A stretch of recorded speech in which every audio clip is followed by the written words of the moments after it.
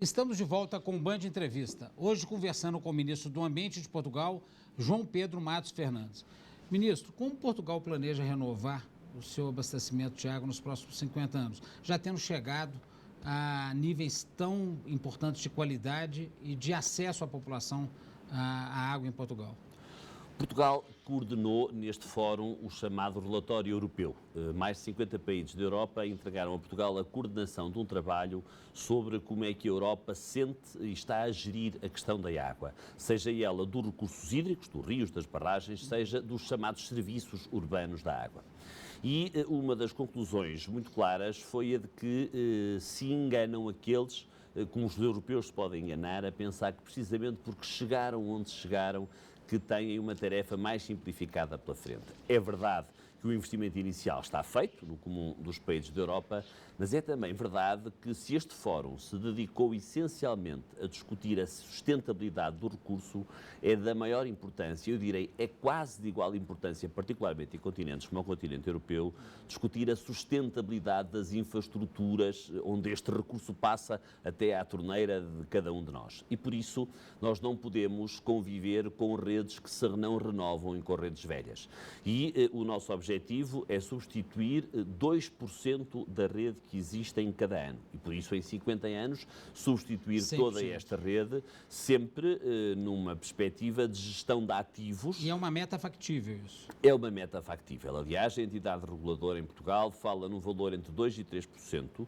Cidades como Lisboa e Porto têm anos em que, de facto, substituem 3% das redes e era muito importante que o país todo conseguisse estes 2%. Em Portugal, ainda existe muita água não faturada, isto é, água que se perde. Estamos a falar em alguns municípios de interior que por cada 100 litros de água tratada que injetam na rede só conseguem fazer com que 50 cheguem às torneiras. Ou seja, há de facto redes antigas, boa parte delas dos anos 40, anos 50, que têm que ser renovadas com ganhos económicos evidentes e também com ganhos ambientais muito claros, porque isto de para cada 2 litros, ter que ter 2 litros de água já tratada, captada e tratada, para depois só vender é naturalmente um desperdício de recurso também muito grande.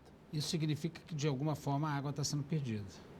Isso significa que a água está sendo perdida, então, insisto, e água em que investimos a tratar. É verdade, por exemplo, que Lisboa está acima do benchmark europeu, com um volume de perdas muito pequeno, e eu direi que a água é a mais barata das utilities comparada com a eletricidade, comparada com o gás, é a mais barata das utilities e, portanto, há também, eu direi que um limiar económico de perdas acima do qual o investimento se torna discutível se pensando do ponto de vista estritamente económico. Serão os 10%. Se pensarmos do ponto de vista ambiental, o ideal é ser 0% e para isso tem que haver um investimento muito grande.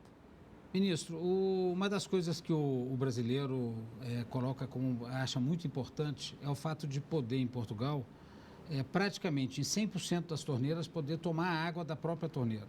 Aqui no Brasil isso não acontece. Aqui no Brasil chega talvez a 50%. Como é que Portugal conseguiu chegar nesse nível?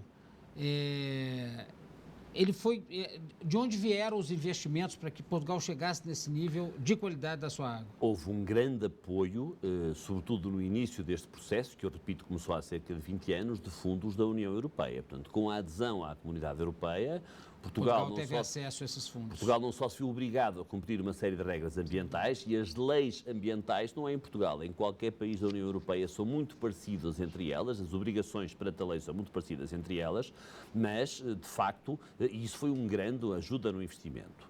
Naturalmente que o investimento desta dimensão provocou o desenvolvimento de muita tecnologia e também de muita técnica na própria gestão destes mesmos sistemas. Portugal tem ainda uma entidade reguladora dos serviços de água e resíduos, que é muito importante para garantir duas coisas. Garantir que não há abusos perante os cidadãos e que o preço é um preço justo, o preço que é cobrado a todos, mas ao mesmo tempo também garante que os sistemas não sejam deficitários, porque se os sistemas forem deficitários e praticarem por razões sociais, que podemos sempre discutir e são certamente muito louváveis, mas praticarem valores abaixo do preço do custo da própria água, isso significa inevitavelmente uma degradação de serviço. Só para terem uma ideia, eu costumo dizer que a água engarrafada em Portugal é o bem mais precioso que eu conheço por uma razão. É que 1 litro de água engarrafada custa 1000 vezes mais que 1 litro de água da torneira. Ou seja, com 50 cêntimos em Lisboa, compra 1 metro cúbico de água. 1 metro cúbico são 1000 litros. 1000 litros é o que bebe em 3 anos. E esses mesmos 50 cêntimos é o que custa uma garrafa de água engarrafada. É verdade. Ministro, o Brasil tem tido sérios problemas nos últimos 7 anos, pelo menos, de seca, mas principalmente uma falta de regularidade nas chuvas, inclusive no período chuvoso. Quais foram as estratégias que Portugal utilizou para minimizar a seca em Portugal? As alterações climáticas são isso mesmo que estava a descrever. São, de facto, uma pluviosidade muito dispersa no tempo, às vezes com muita intensidade e depois com muitos meses de seca. Eu costumo dizer que as estações do ano já não são o que aprendemos na escola primária quando éramos meninos. Nem em Portugal, que está na Europa, nem em Portugal imagina também aqui no não. Brasil. Em Portugal também não. De facto, isso já não existe assim. Uma vez mais, a palavra adaptar é a palavra-chave. Isto é, dividamo-la em 2 dimensões. Do lado dos consumidores, poupar água, poupar água, poupar água. Nós temos mesmo que consumir menos água. O problema com que nós confrontamos em Portugal, no final, enfim, no outono português, portanto, mais ou menos em outubro, foi que nós tínhamos uma grande escassez de água. Portugal estava mesmo em seca e as pessoas não se tinham apercebido. As pessoas não se tinham apercebido. Nós tivemos que começar com uma campanha de poupar água já depois do verão, porque de facto o esforço do governo e das autarquias foi tão grande que as pessoas não se aperceberam que estava a faltar água. As pessoas, os cidadãos urbanos, os agricultores aperceberam-se cedo, porque para as culturas e para as culturas permanentes, de facto, teve que haver limitações na água. Mas aquilo que nós conseguimos foi, por um lado, consumir o menos possível da água.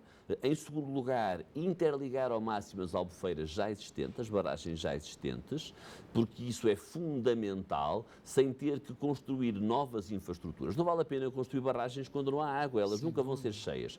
É dinheiro jogado fora, né? Para além dos impactos ambientais que isso provoca. Um rio tem direito a ser rio, a correr da nascente até à foz.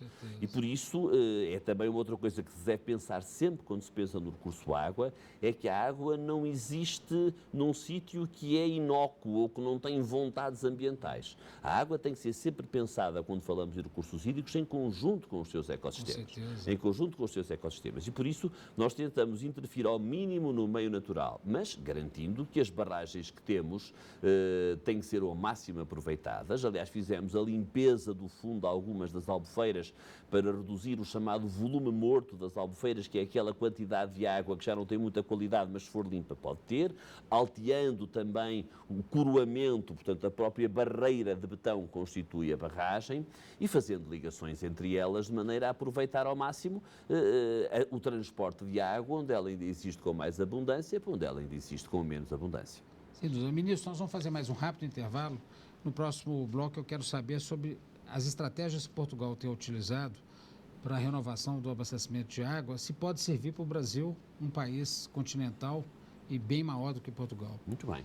Agora vamos para mais um breve intervalo, é bem rápido. Não sai daí, espero você já já.